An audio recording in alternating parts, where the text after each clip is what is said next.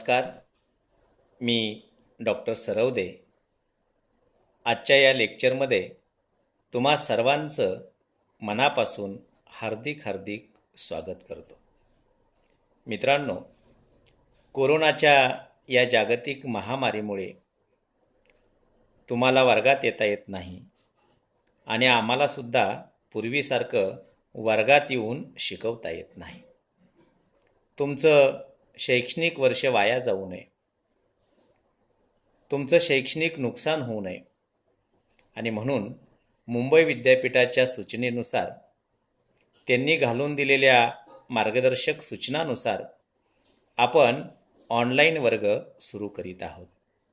तेव्हा मित्रांनो, आजच्या या लेक्चरमध्ये आपण SYBAला मराठीचे जे 2 पेपर आहेत त्या 2 पेपरपैकी पेपर नंबर 2चा अभ्यासक्रम आपण पाहणार आहोत. यावर्षी तुम्हाला मराठीचे 2 पेपर असतील, पेपर नंबर 2 आणि पेपर नंबर 3. पेपर नंबर 2 मी स्वतः शिकवतो, तर paper number 3 doctor Navadkar madam शिकवतात. तेव्हा मित्रांनो, आजच्या या पेपरमध्ये आपण अभ्यासक्रम, संबंधित पेपरसाठी असणारी प्रश्नपत्रिका, त्या प्रश्नपत्रिकेचं स्वरूप अशा अनेक अंगांनी आपण चर्चा करणार आहोत. मित्रांनो, पेपर नंबर 2चं नाव आहे भाषा आणि भाषा अभ्यास.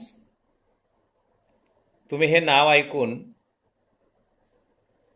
फार भांबावून जाणार नाही. तुम्ही स्वतःच म्हणाल की हा तर भाषेचा अभ्यास आहे, त्यात काय अवघड आहे. मित्रांनो, या पेपरमध्ये अवघड असं काहीच नाही. आपण जी भाषा बोलतो ती भाषा नेमकी कशी आहे, तिचं कार्य नेमकं कसं चालतं, तिच्या कार्यामध्ये काय अडथळे येतात का, अडथळे येत असतील तर ते कसे दूर करायचे, त्यासाठी काही उपाययोजना आहेत का, अशा अनेक अंगांनी आपण या पेपरचा अभ्यास करणार आहोत. या ठिकाणी अभ्यास करताना आपण कुणा एका भाषेचा अभ्यास करणार नाही, तर ज्या म्हणून जगामध्ये भाषा आहेत त्या भाषांचं कार्य कसं चालतं, त्या भाषा कशा जन्माला येतात, त्या वाढतात कशा, त्यांचा ऱ्हास कसा होतो आणि या भाषांचं मानवी जीवनामध्ये नेमकं काय कार्य आहे, अशा अनेक अंगांनी आपण या संबंधित पेपरचा अभ्यास करणार आहोत.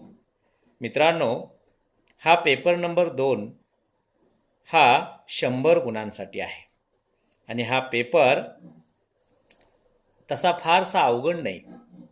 पण आपण जर काळजीपूर्वक हा पेपर अभ्यासला, या पेपरमध्ये जे घटक आहेत ते घटक आपण काळजीपूर्वक ऐकले, तर आपल्याला हा पेपर फार अवघड वाटणार नाही. तेव्हा मित्रांनो, पेपर नंबर 2चा जो अभ्यासक्रम आहे तो सत्र 3साठी आहे, म्हणजे सेमिस्टर 3साठी आहे.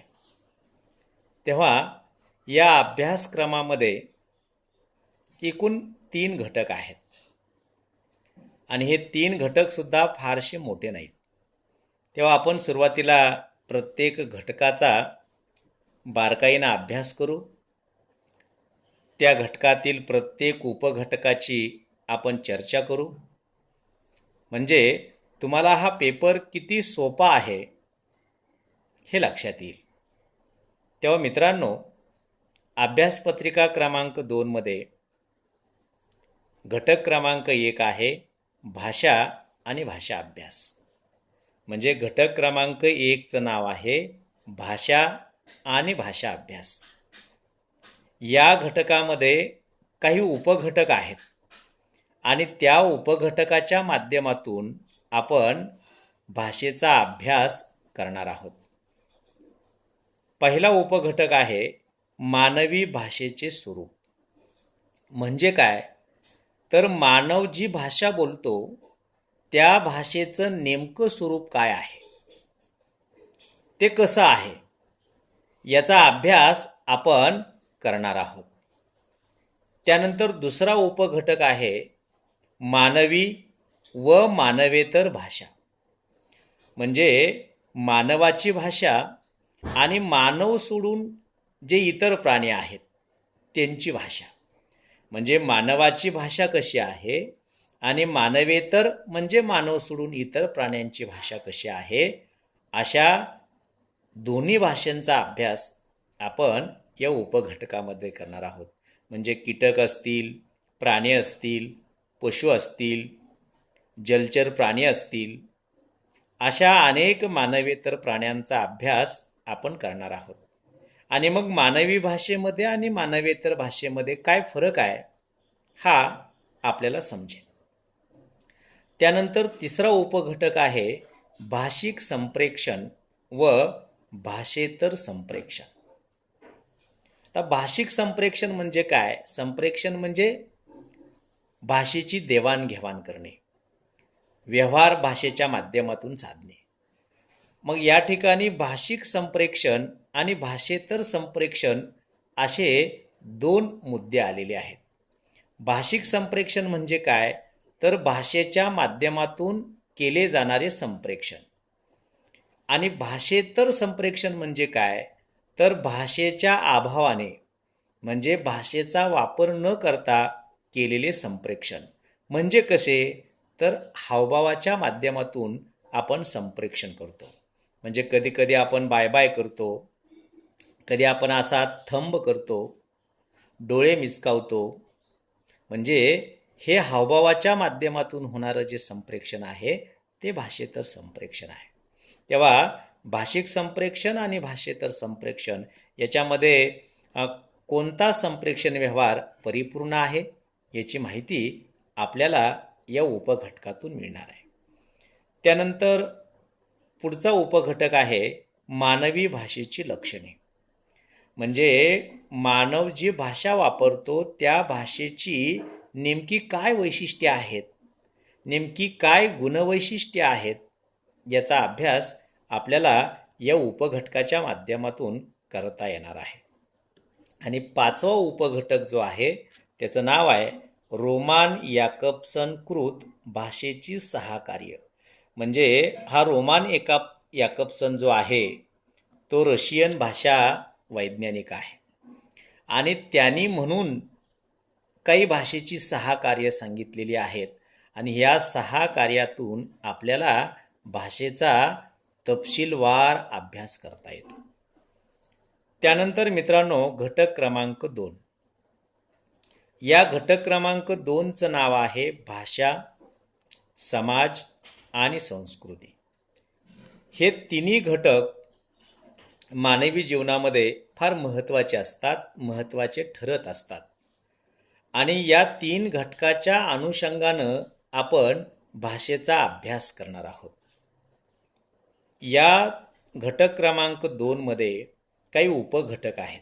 त्यातला पहिला उपघटक आहे भाषा एक सांस्कृतिक संचित आहे. संचित म्हणजे काय? तर ठेवा. भाषा ही कुणा एका व्यक्तीनं निर्माण केलेली नाही, तर भाषा ही समाजानं निर्माण केली.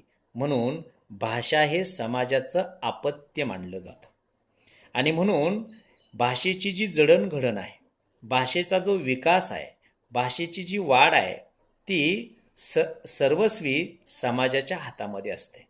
आणि भाषेमध्ये विविधता असते, वैविध्य असतं.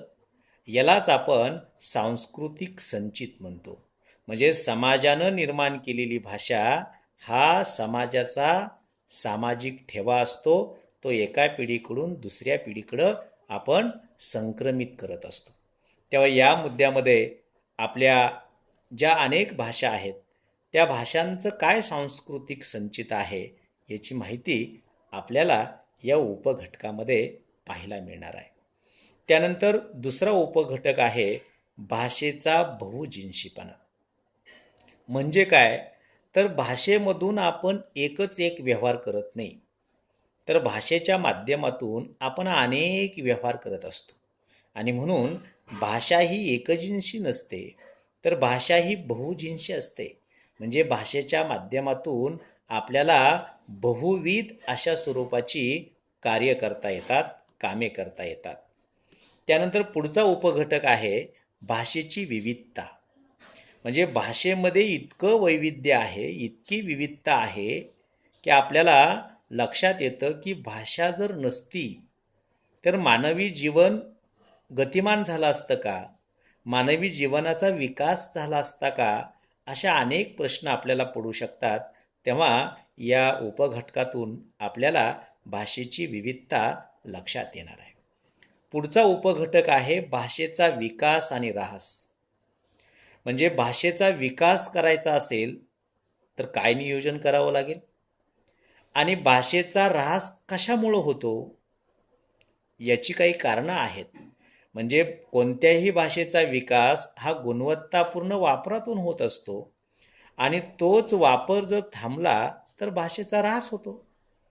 अशा पद्धतीनं आपण या उपघटकाचा अभ्यास करणार आहोत. म्हणजे आपल्याला भाषेचा ऱ्हास करायचा आहे का? तर अजिबात नाही. आपल्याला भाषेचा विकास करायचा आहे आणि म्हणून आपली मानवी पिढी, आपलं मानवी जीवन अगदी सुरळीत राहावं, सुरळीत चालावं म्हणून भाषा मानवाला आवश्यक आहे. आणि म्हणून या उपघटकामध्ये आपण भाषेचा विकास कसा करायचा आणि भाषेचा जर ऱ्हास झाला असेल तर तो कसा कमी करायचा. त्यानंतर पाचवा उपघटक आहे भाषेच्या विकासाची संकल्पना.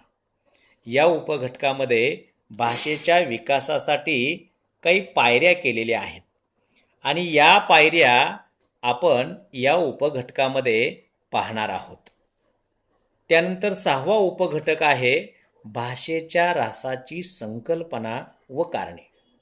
मित्रांनो, या उपघटकामध्ये आपण भाषेचा ऱ्हास याची संकल्पना पाहणार आहोत आणि भाषेचा ऱ्हास नेमक्या कोणत्या कारणामुळे होतो याचा देखील अभ्यास आपण या उपघटकामध्ये करणार आहोत. आणि सातवा उपघटक आहे भाषा नियोजन आणि भाषेचा विकास.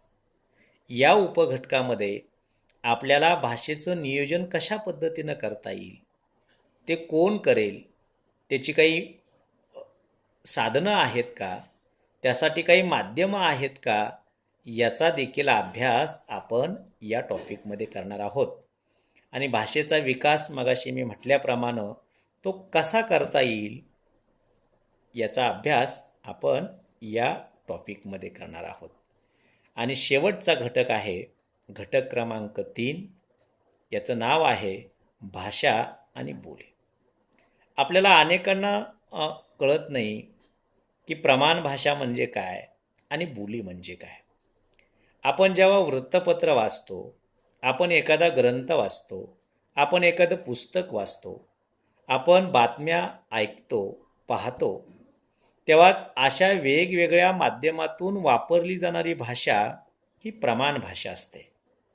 आणि आपण घरामध्ये, समाजामध्ये जी भाषा बोलतो ती बोली भाषा असते. आपल्या महाराष्ट्रामध्ये अनेक बोली आहेत. जशी तुम्ही आगरी बोली बोलता, ही झाली कोकणातली बोली. तुम्ही सिंधुदुर्ग भागामध्ये गेला तर तिकडं मालवणी बोली आहे.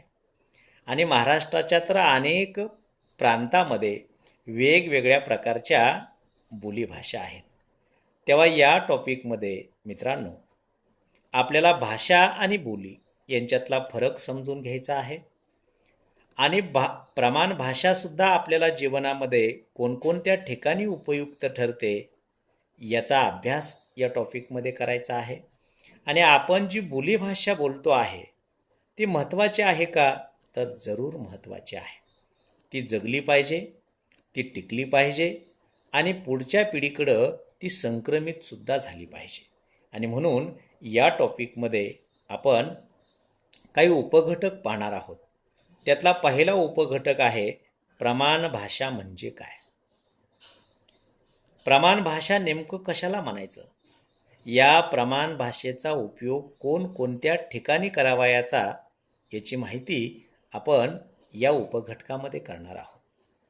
त्यानंतर दुसरा उपघटक आहे प्रमाण भाषा व बोलीभाषा यांचा संबंध.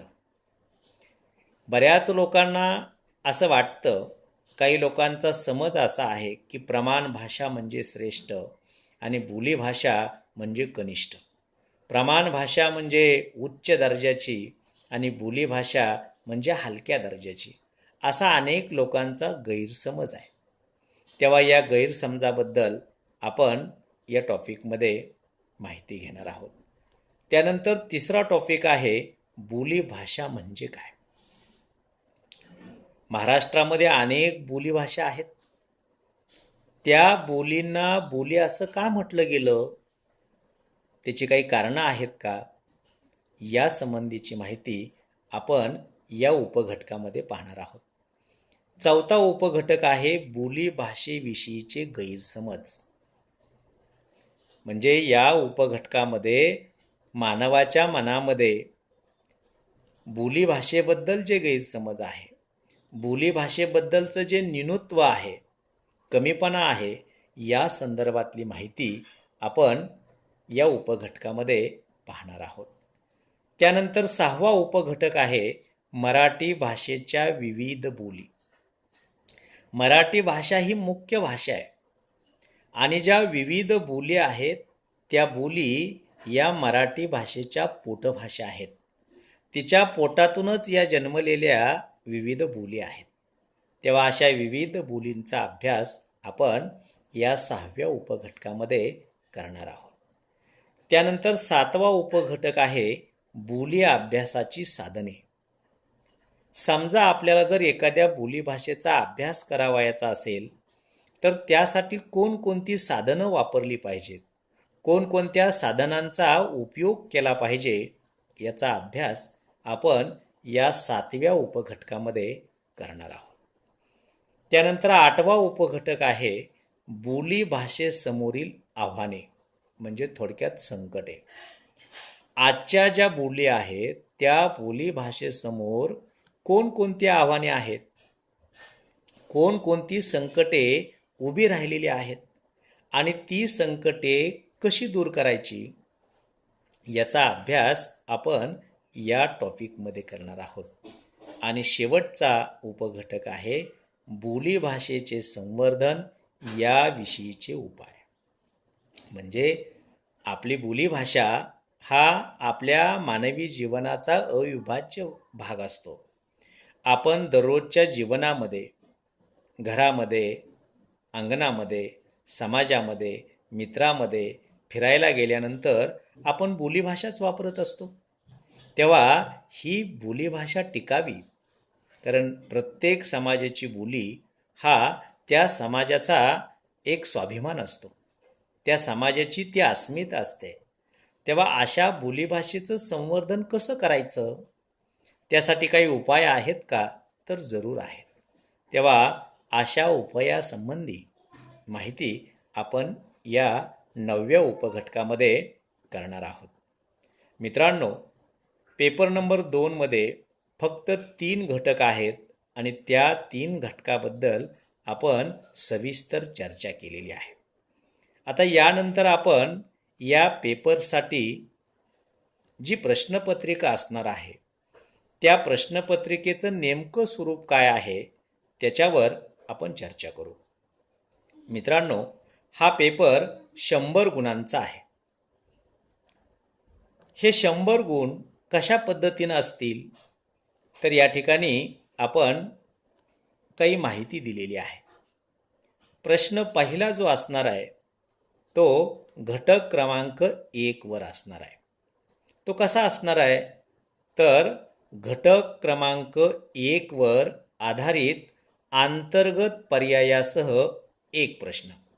म्हणजे प्रश्न पहिला हा घटक क्रमांक 1 वर असून त्या घटकावरती तुम्हाला 2 प्रश्न विचारलेले असतील आणि ते दोन्ही प्रश्न हे ऑर असतील. म्हणजे पहिल्या प्रश्नाला दुसरा प्रश्न हा ऑर असेल. या 2 पैकी तुम्हाला एक प्रश्न सोडवायचा आहे आणि हा प्रश्न हा 20 गुणांसाठी असणार आहे. म्हणजे प्रश्न पहिला पहिल्या घटकावर असणार आहे. या पहिल्या घटकावरती तुम्हाला 2 प्रश्न विचारले जातील. त्यापैकी एक प्रश्न तुम्ही सोडवणं आवश्यक आहे. त्यानंतर प्रश्न दुसरा हा घटक क्रमांक 2 वर आधारित असणार आहे. घटक क्रमांक 2 वरती तुम्हाला अंतर्गत पर्यायासह एक प्रश्न विचारला जाईल. अंतर्गत पर्यायासह म्हणजे काय, तर 2 प्रश्न असतील.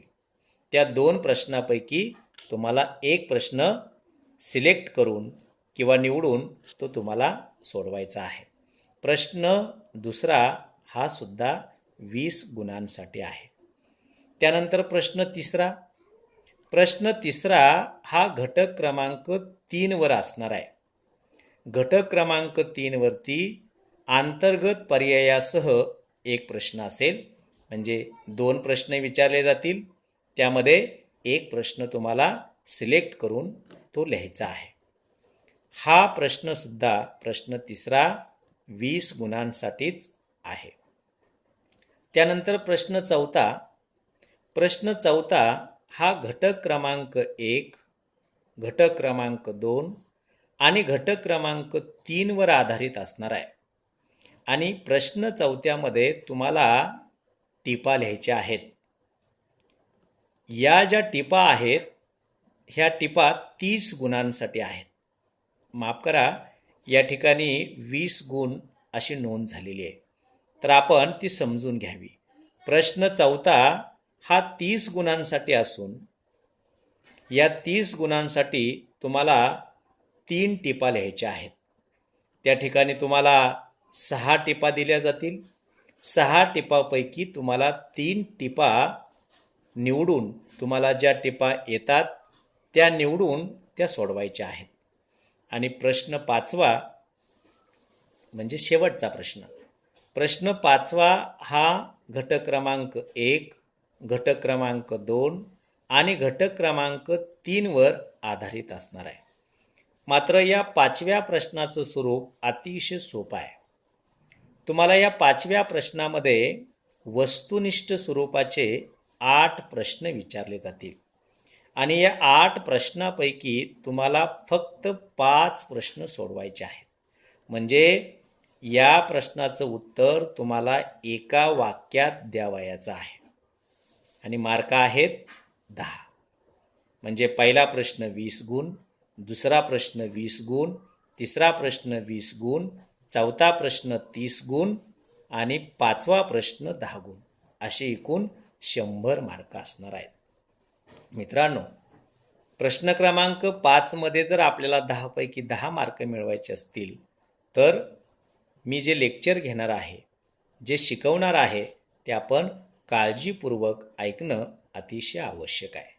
तेव्हा मित्रांनो, आजच्या या पहिल्या लेक्चरमध्ये आपण पेपर नंबर 2चा जो अभ्यासक्रम आहे तो अभ्यासक्रम सविस्तर पाहिला. आपण सुद्धा हा अभ्यासक्रम पुन्हा आपल्या नजरेखालून घालणं आवश्यक आहे.